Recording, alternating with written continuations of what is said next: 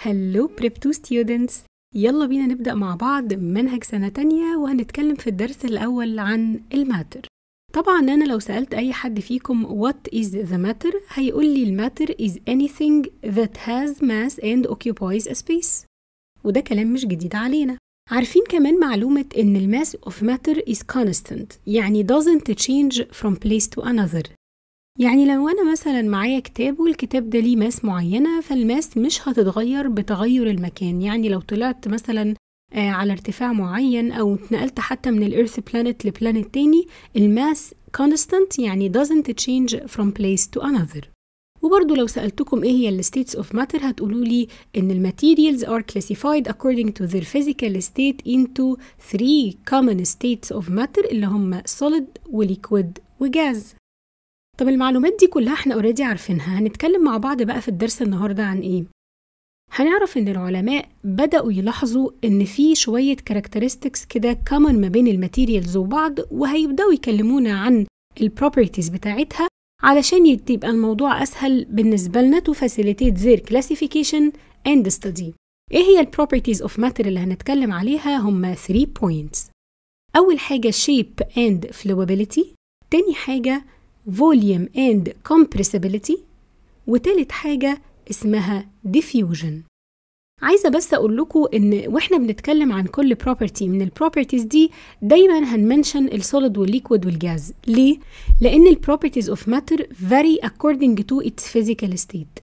يعني لو أنا بتكلم عن property معينة دلوقتي وإحنا شغالين عليها، هنلاقي إن البروبرتي دي في السوليد حاجة وفي الليكويد حاجة وفي الجاز حاجة، وده اللي هنعمله مع بعض. يلا نبدأ بالنقطة الأولانية اللي هنتكلم فيها عن shape and flowability. تعالوا نبص مع بعض على الثلاث صور اللي قدامنا دول. أول حاجة بالنسبة للشيب هنلاحظ إن shape of solids do not change. الشكل بتاع الحاجات السوليدز مش بيتغير، فممكن نقول إن هي retain their shape أو keep their shape، الشكل بتاعها ثابت ومش بيتغير. لكن طبعا الليكويدز change shape وكمان بتتيك the shape of the container. يعني الليكويد زي الووتر اللي قدامنا دي لو حطيناها في different containers هتبدأ تاخد الشكل بتاع الكونتينر، فده معناه ان الشيب بتاعها ايه؟ مش ثابت وبيتغير. ونفس الموضوع بالظبط بالنسبة للجاز، برضو هنقول it takes the shape of the container and doesn't have a fixed shape. طيب ده بالنسبة للشيب. كلمة flowability معناها ايه؟ معناها ability to flow. يعني مثلا لو انا ميلت الوعاء اللي انا حاطط فيه الايس كيوبس او التلج اللي قدامي ده، وهيبدا التلج ده يتحرك من فوق لتحت، هل في اي نوع من انواع الفلوابيلتي في الموضوع؟ في انسيابيه والحركه فيها مرونه كده وسهوله وهي بتتحرك الايس كيوبس مرتبطين ببعض يعني؟ لا طبعا. فنقدر نوصف السوليدز ان هم نون فلوابل، ما عندهمش الابيليتي دي. لكن بالنسبة للليكويدز طبعا لما نيجي نصب شوية مية من الإزازة مثلا نحطهم في الكوباية، طبعا هنلاحظ إن في فلوابيلتي موجودة وكلنا شايفينها. فنقدر نوصف اللي حصل في الليكويدز ده ونقول إن الليكويدز are flowable، يعني عندهم الابيليتي to flow. وبرضو الموضوع بينطبق على الجازز. لو جينا كده فتحنا البالونة وخرجنا منها الهواء، هنلاحظ إن الهواء بيخرج بتتابع معين كده وارتباط معين، ففيه برضو flowability.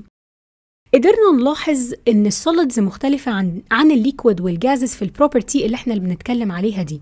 وبما ان في similarity ما بين الجازز والليكويدز in their flowability and change of shape according to the shape of the container, therefore liquids and gases are classified as fluids.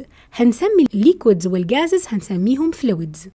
كلمة fluids دي بنقولها لما بتكون السبستانس او الماتيريال اللي معايا دي كان flow، ده الشرط الأول، وكمان change shape depending on the shape of their container، وده الشرط التاني. يا ترى الشرطين دول متوفرين في أنهي نوع من الماتر؟ هل السوليدز تقدر تتيك the shape of the container؟ لأ طبعا. هل عندها flowability؟ لأ برضو.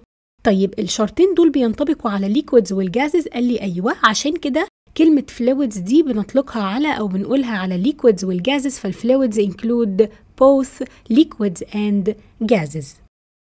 تعالوا بقى نروح للسكند بروبرتي اللي هنتكلم فيها عن الفوليوم and compressibility.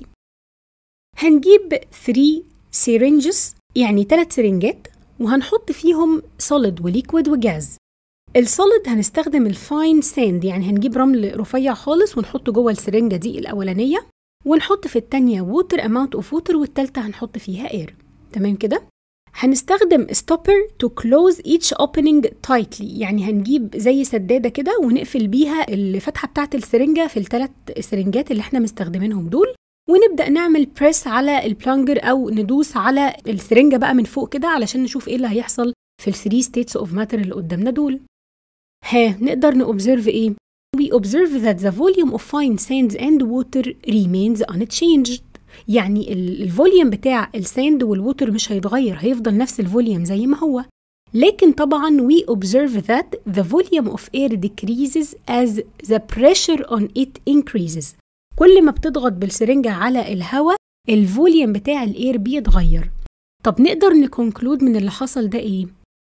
Number 1 solid matter has a fixed volume and not compressible. يعني ان السوليدز الفوليوم بتاعهم ثابت ومش بيتغير، وده اللي خلاها not compressible، وده اللي خلاها ما ضغطنا عليها ما اتضغطتش. Liquid matter has a fixed volume and is not compressible also. نفس الموضوع اللي حصل مع السوليدز هو اللي حصل مع الليكويدز. لكن الجاشز matter has a variable volume، وده اللي خلاها compressible when pressure in it increased. يعني كل ما نزود الضغط كل ما الفوليوم يتغير. طب ما بيننا وما بين بعض كده تعالوا نفهم الكلام ده حصل ليه. طبعا احنا كان عندنا في السنة اللي فاتت أخدنا شكل البارتيكلز اللي بتكون السوليد والليكويد والجازز، فنقدر نلاحظ بمنتهى السهولة إن السبيسز اللي ما بين البارتيكلز في الجازز هي دي اللي بتسمح إنها تبقى compressible، وده اللي بيخلي الفوليوم بتاعها يتغير. فنقدر نقول دلوقتي إن الماتيريالز that do not have a fixed volume هي الجاشيوس ماتيريال، وكمان بتبقى compressible، والماتيريالز اللي عندها fixed volume وبتبقى incompressible هم طبعا السوليدز والليكويدز. نروح للبروبرتي الثالثة اللي هنتكلم عنها في درس النهاردة، اللي قلنا في الأول إن اسمها diffusion وليها مسمى تاني اسمه dispersibility. عشان نفهم الديفيوجن معناه إيه تعالوا مع بعض نعمل experiment دي. هنجيب ووتر وبوتاسيوم بيرمنجانيت وجلاس بيكر، وبعدين نبدأ slowly add potassium permanganate crystals to the water. طب مش تقول لنا ايه هو البوتاسيوم بيرمنجانيت ده الأول؟ البوتاسيوم بيرمنجانيت هي chemical substance وشكلها شبه الكريستالز، كأنها شبه الملح كده بالظبط، بس لونها مميز جدا جدا زي ما احنا شايفين كده. فلما ضفنا البوتاسيوم بيرمنجانيت وسبنا البيكر ده لفترة هنلاحظ ايه؟ هنلاحظ إن البوتاسيوم بيرمنجانيت حصل له dissolved gradually in water until the whole water أو the entire water turns to a purple color. طيب نقدر نكونكلود من الإكسبيرمنت دي إيه؟ هنقول إن الووتر molecules move randomly in all directions. أصلاً برضو من الحاجات اللي أخدناها السنة اللي فاتت كنا بنقول إن البارتيكلز دي are in continuous motion، في حالة حركة دائمة. طبعاً شكل الحركة بيختلف من السوليد الليكويد والجاز، لكن كده الموليكولز او البارتيكلز بتاعه الووتر وبتاعه اي ماتر طبعا بتتحرك. الحركه دي بتكون randomly in all directions، والدليل على الكلام بتاعي ده ان البارتيكلز او الموليكولز دي بتتحرك ان احنا لما حطينا البوتاسيوم بيرمنجانيت حصل له spreading easily، يعني انتشر واتحرك في كل حته جوه الووتر كاب او البيكر اللي كنا بنستخدمينه ده، وحول اللون كاملا الى اللون البيربل. وهي دي البروبرتي بتاعه الديفيوجن اللي احنا بنتكلم عنها. هنلاقي إن البارتيكلز of substance diffuse from an area of high concentration to an area of low concentration. معنى الكلام ده إيه؟ إحنا لما حطينا الكريستالز بتاعة البوتاسيوم بيرمنجانيت بدأ الحركة بتاعة الديفيوجن أو بدأت البارتيكلز بتاعة البوتاسيوم بيرمنجانيت تتحرك منين لفين؟ من المكان الهاي concentration of potassium permanganate للمكان اللو concentration of potassium permanganate، عشان كده اللون انتشر خلال البيكر كله. ودي القاعدة اللي موجودة عندي في diffusibility through materials، إن ال particles of substance diffuse from an area of high concentration to an area of low concentration. تفتكروا ال diffusion as a property لما نيجي نطبقه على السوليدز هيبقى ال diffusion شكله عامل إزاي؟ هيحصل بسرعة زي ما حصل في الليكويد اللي هي الاكسبيرمنت اللي احنا اشتغلنا عليها دلوقتي دي؟ قال لي لا طبعا، البارتيكلز في السوليدز diffuse very slowly. الديفيوجن في الحاجات السوليد بيبقى very slowly. طب وفي الليكويدز بنقول ان هي intermediate speed، يعني بتتحرك بسرعة بس متوسطة، يعني ولا هي قليلة جدا زي حركة في السوليدز ولا هي سريعة جدا زي ما هناخد دلوقتي مع بعض في الجازز. هنقول ان الجازز particles diffuse very quickly، فالحركة فيها بتبقى سريعة جدا. وده طبعا نقدر نتخيله وبنحصل في حياتنا اليومية لما حد بيرش برفيوم أو حد بيولع مثلا بخور، نقدر نشم ريحة البخور بسرعة جدا وبتنتشر بسرعة جدا خلال الأوضة اللي قاعدين فيها. علشان كده في السوليدز are very slowly، في الليكويدز نقول إن هي moderate speed أو intermediate speed، وفي الجازز بتبقى very quickly. طب يا ترى السبيد بتاعت البارتيكلز ديفيوجن في فاكتورز ممكن تأثر عليها؟ قال لي عندي حاجتين. أول حاجة التمبريتشر of the diffusion medium as كل ما التمبريتشر بتاعت الديفيوجن ميديم انكريز السبيد بتاعت البارتيكلز بتزيد. وهنا الريليشن دي بنقول عليها directly proportional to each others أو direct relation. ودي حاجة ممكن نشوفها في حياتنا. هات كوبايتين مية، واحدة فيها مية سخنة واحدة فيها مية ساقعة، حط معلقة سكر في كل كوباية وشوف الذوبان هيبقى أسرع في المية السخنة ولا في المية الساقعة؟ هيبقى في كوباية المية السخنة. وده اللي بيأكد كلامنا from the factors affecting on the speed of particles diffusion هو التمبريتشر. كل ما التمبريتشر تزيد الديفيوجن يزيد، وكل ما التمبريتشر تقل الديفيوجن يقل. عشان كده قلنا إن العلاقة ما بينهم بتكون دايركت. تاني فاكتور بيأثر معايا هو الماس of particles itself، يعني البارتيكل اللي بتتحرك نفسها أصلا دي كل ما الماس بتاعت البارتيكلز تزيد كل ما السبيد بتاعت الديفيوجن هتقل. يعني تخيل كده بارتيكل كده الماس بتاعته كبيرة، هل سرعته في الحركة عشان يعمل ديفيوجن زي البارتيكل اللي الماس بتاعته أخف؟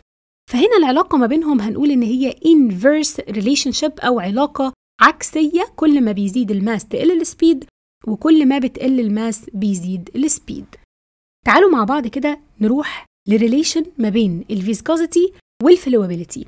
الأول هي إيه الفيسكوزيتي دي؟ الفيسكوزيتي how thickness is the substance. مش فاهم والله برضو إيه الفيسكوزيتي دي، كلمة جديدة. يعني إيه how thickness is a substance وإيه علاقة ده بالفلوابيليتي؟ جميل جدا. تعالوا نجيب كوبايتين، واحدة هنحط فيها عسل، واحدة هنحط فيها مية أو كحول أو لبن أو أي ليكويد تاني. إحنا دلوقتي مستخدمين حاجتين والاتنين ليكويدز، صح ولا مش صح؟ والاتنين عندهم فلوابيليتي لأن إحنا قلنا إن الليكويدز عندها الابيليتي تو فلو. جميل جدا. هل في اختلاف لو جينا نميل الكوباية اللي فيها عسل ونميل الكوباية اللي فيها مية؟ هل في ملاحظة أو اختلاف في الفلوابيليتي ما بينهم هما الاتنين؟ طبعا هنلاحظ إن العسل تقيل. أيوة، هي كلمة تقيل دي التقل بتاع العسل ده بنسميه فيسكوزيتي. تمام كده؟ كل ما بيزيد التقل أو الفيسكوزيتي ده بيخلي الفلوابيليتي تكون إيه؟ بتكون أقل، زي المثال بتاع العسل بالظبط. فنقدر نقول إن السبستانسز with high viscosity have reduced flowability and flow. كل ما الفيسكوزيتي زادت وبقت عالية كل ما الفلوابيليتي بتبقى قليلة. طبعا الإكزامبل اللي موجود عندنا هو الهاني. والعكس بالعكس صحيح، إن الماتيريالز with low viscosity have increased flowability and fluidity. يعني كل ما قلت الفيسكوزيتي والتقل والسماكة بتاعة المادة دي كل ما قلت، زي الووتر والالكحول. لما بنيجي نميل الكوباية اللي فيها مية أو الكحول هنلاحظ إن الفلوابيليتي فيها عالية جدا جدا عشان طبعا الفيسكوزيتي فيها قليلة. تعالوا نجمع مع بعض الثري بروبرتيز اللي احنا اتكلمنا عنهم النهاردة كلهم ونقارن ما بين السوليدز والليكويدز والجازز according to الكلام اللي احنا خدناه مع بعض النهاردة. أول حاجة السوليد ماتيريال، ليكويد ماتيريال وجازيوس ماتيريال. According to the change in shape with the change in container، يعني كل ما بغير الكونتينر الشيب بيحصل له إيه؟ عرفنا إن السوليدز shape is fixed and doesn't change. liquids هنقول إن الشيب بتاعها is variable، والجاشيوس ماتيريال كمان الشيب بتاعها بيكون variable. طب according to flowability لاحظنا إن السوليد materials are not flowable، لكن الليكويد والجاز بيبقى عندهم flowability. According to compressibility، مين مادة فيهم تقدر تنضغط؟ فاكرين التجربة بتاعت الثلاث سرنجات؟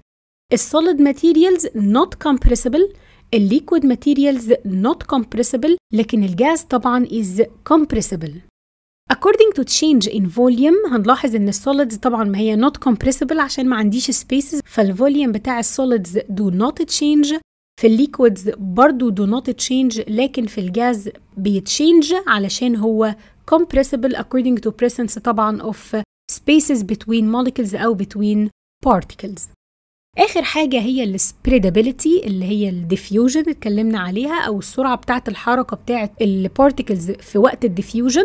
هنلاحظ إنها في السوليدز بتبقى very slow، وفي الليكويدز بتبقى زي ما قلنا intermediate يعني متوسطة، وفي الجاشز ماتيريال بتبقى very fast.